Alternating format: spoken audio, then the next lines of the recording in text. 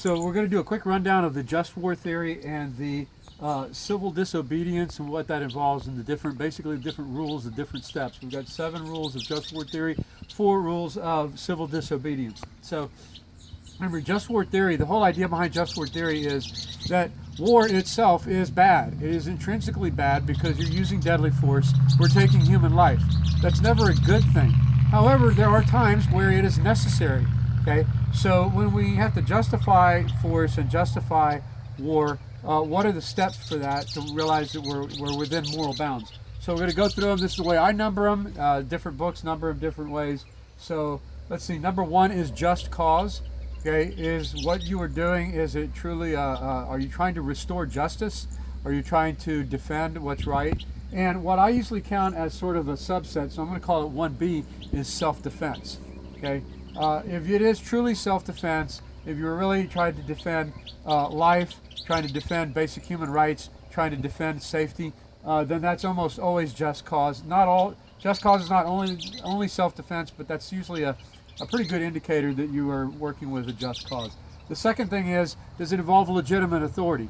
Okay, so military usually is representative of governments, and the governments hopefully represent the will of the people. At least they're legitimately recognized by other governments. That means we cannot talk about terrorist organizations being governments. We're not like criminal organizations are not governments. So none of these things count as legitimate authority. Okay. The third step would be right intentions. Okay, so right intentions basically means that what you say is the cause is really the reason you're fighting. You can't say one thing, but you actually have an ulterior motive. What number 3 really means is no ulterior motives. An example would be, some people would say this about the Iraq War. Well, we were looking for weapons of mass destruction. Saddam Hussein was a bad dude. He needed to go.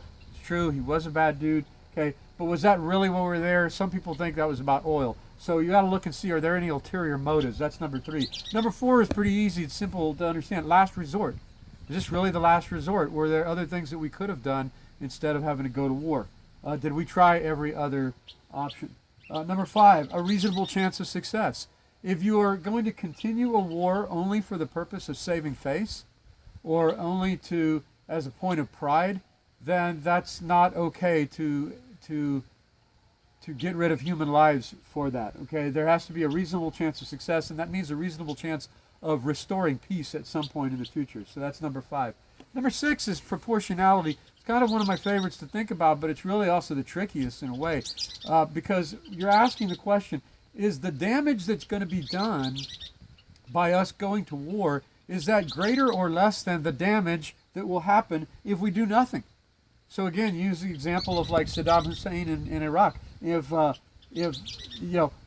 was the damage that was done by going in military intervention, was that greater or less than the damage that he would have done if he'd have stayed in power? And the problem with proportionality is you never know. You never really know until the war is over. Was it worth it? It's kind of a balancing act, and that's really tricky. Sometimes you can get everything else right, but the proportionality is just very, very high. World War II would be a good example of that. Number 7 is the one that hopefully is still in place. It goes back to the old medieval truce of God rule. It says non-combatants, which means civilians, women and children usually, are never targets, should never be used as intentional targets. Sometimes innocent people are killed. We know that.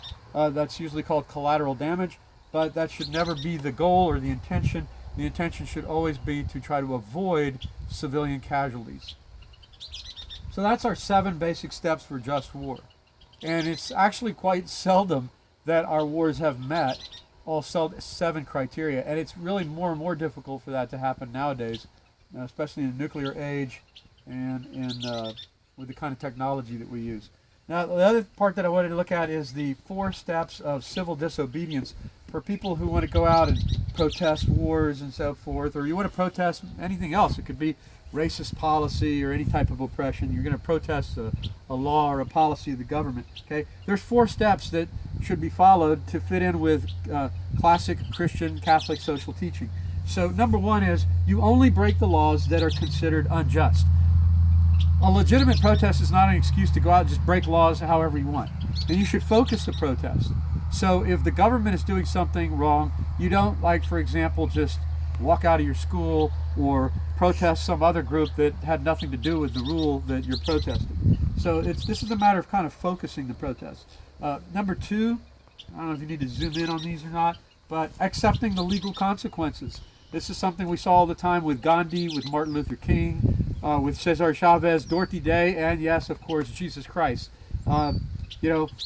You have to be prepared to basically go to jail and suffer whatever the consequences are if you're really going to stand up for a cause. And that takes a lot of inner strength, which I think most of us don't have. Number three is you're making a clear and public statement of your intentions and your goals. I know that's kind of hard to read. I squeezed it in.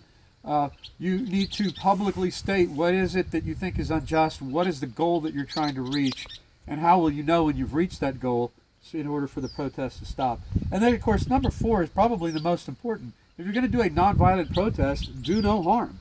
There should be no violence. That's pretty counterproductive otherwise. That would be like the people who are against abortion because that's taking a human life, so they decide to blow up an abortion clinic and kill the doctors and nurses.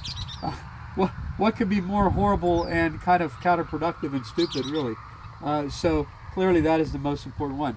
So we've looked at the 7 things of the 7 rules of just war theory and the 4 procedures for civil disobedience. And I hope this is helpful. All right? Thanks. Bye for now.